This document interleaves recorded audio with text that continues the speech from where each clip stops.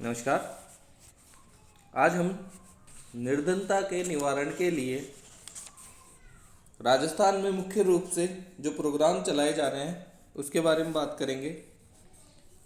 तो जो मुख्य रूप से प्रोग्राम चलाए जा रहे हैं उनमें देखें तो एक कार्यक्रम है IRDP, integrated rural development programme. Hindi में बोलते हैं इसे एकीकृत ग्रामीण विकास कार्यक्रम। भारत सरकार ने 1978 में ये प्रोग्राम प्रारंभ किया था। इसका प्रमुख उद्देश्य गरीबी के रेखा के नीचे जीवन यापन करने वाले परिवारों को जीवन यापन के लिए जो साधन उपलब्ध कराए जाते हैं उनका विकास करना है, साथ ही रोजगार के अवसरों का विकास करना और उन परिवारों को रोजगार उपलब्ध करवाना था। इस कार्यक्रम में केंद्र और राज्यों की हिस्सेदारी बराबर मात्रा में थी। इसके अंतर्गत जो परिवार हैं, जो गरीब परिवार हैं, उनको जो आपके पालतू पशु हैं, जो दुधारू पशु हैं, बैल उपलब्ध कराना, सिलाई मशीन, हथकरघा आदि उपकरण उपलब्ध कराना इसके अंतर्गत आता था। शुरुआत में इसको राजस्थान के 112 उपखंडों में विकास खंडों में लागू किया। फिर 2 अक्टूबर 1980 को राजस्थान के सभी खंडों में इसको लागू कर दिया गया। 1 अप्रैल 1999 को इसे स्वर्ण जयंती ग्राम स्वरोजगार योजना SGSY में मिला लिया गया।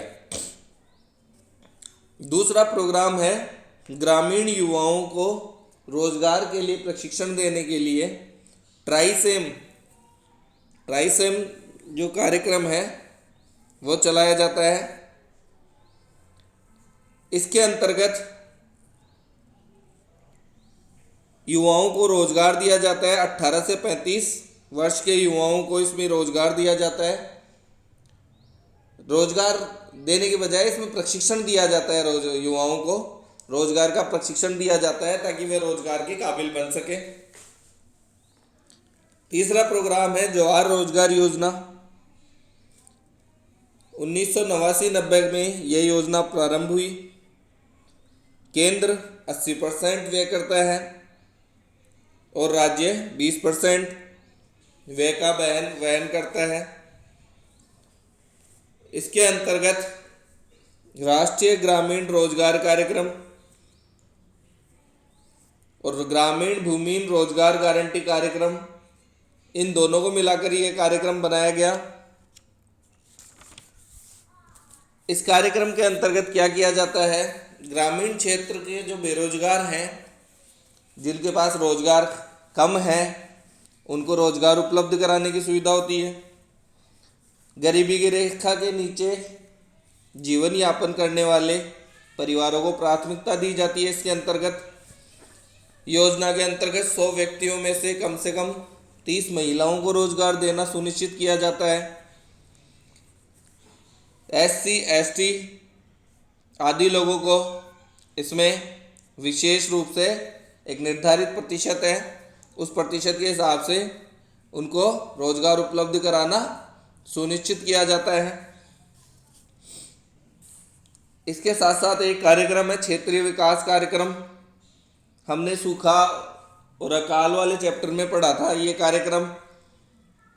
इसके अंतर्गत सूखे के संभावित जो क्षेत्र हैं उनमें मरु विकास कार्यक्रम, जनजातीय क्षेत्र कार्यक्रम, अरावली विकास कार्यक्रम, अनेक कार्यक्रम चलाए जाते हैं ताकि सूखा संभावित क्षेत्रों में लोगों को रोजगार भी उपलब्ध कराया जा सके और सूखे की समस्या से भी निपटा जा सके। कुछ निर्धनता निवारण के कुछ सुझाव दिए गए। उन सुझावों में सबसे जो मुख्य सुझाव है वह है जनसंख्या में नियंत्रण करना। जो जनसंख्या वृद्धि हो रही है हमारे यहाँ पे रेगुलर, उस जनसंख्या पे कंट्रोल करना, रोजगार की व्यवस्था करना, जो जनसंख्या हमारे यहाँ पे उपलब्ध है उस उपलब्ध जनसंख्या के लिए रोजगार की व्यवस्था की जा सके, सामाजिक सेवाओं का विस्तार करना,